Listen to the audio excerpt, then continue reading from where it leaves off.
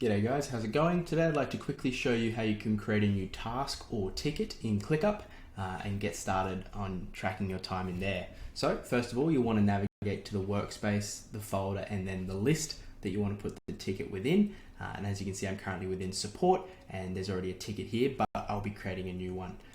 First of all, I'll click on the new task section underneath the status I'd like to do it. There'll be, new task written underneath every list in a folder, but you can just click on it wherever and then change it from there to whatever status you want it to be in. I'll leave it in to do, and then I will set it to testing. I'll type in a name that's descriptive and everyone will understand from just reading it what's happening with that project, but it doesn't have to be ridiculously long.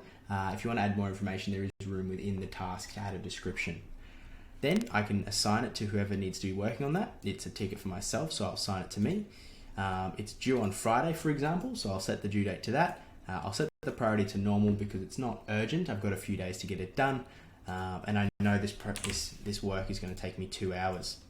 I'll then click save, and once that's all done, I can actually click on the ticket itself or the task and open it up and have a look through everything else. If I wanted to add subtasks to this, I might need to test on Windows and test on Mac, for example. Who knows what that it refers to? I might be doing some website testing, but I can add individual tasks and assign that to me, and I might actually assign one to Jack and then get him involved on this ticket, which actually resets it when I do that. So you should do it the other way around. Add everyone to the main ticket first and then add the subtasks assignees, and then we can see how multiple people can be assigned and working on one ticket and actually specify what each person is doing. Instead of just saying Jack and Jackson are working on testing, we can say Jackson's working on the testing for Windows and Jack's working on the testing for Mac, and it all makes it a bit clearer. So that's why subtasks can be so useful. And then even within subtasks, you can create more subtasks. So you can keep going down and down and down,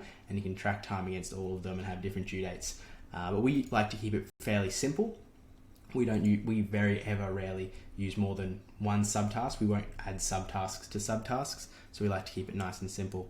But what we can definitely do is add different due dates to them. So for example, we might want to finish the Windows one first because we need to have that done for some reason in order to do the testing for the Mac.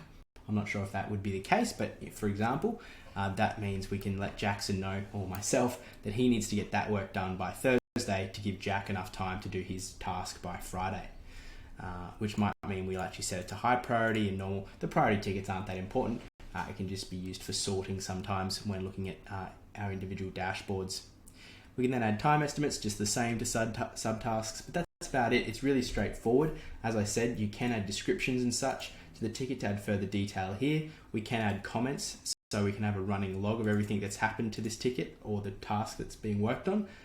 So I might write something down here when I'm doing my Windows testing, and then Jack might write his own comments in, and then you kind of just have a really nice history of everything that's going on. And that's pretty much it. That's everything there is to it, creating a new task or ticket in ClickUp. If you have any questions, please feel free to let me know. Otherwise, have a play around with it. You should pick it up in no time. Thanks a lot.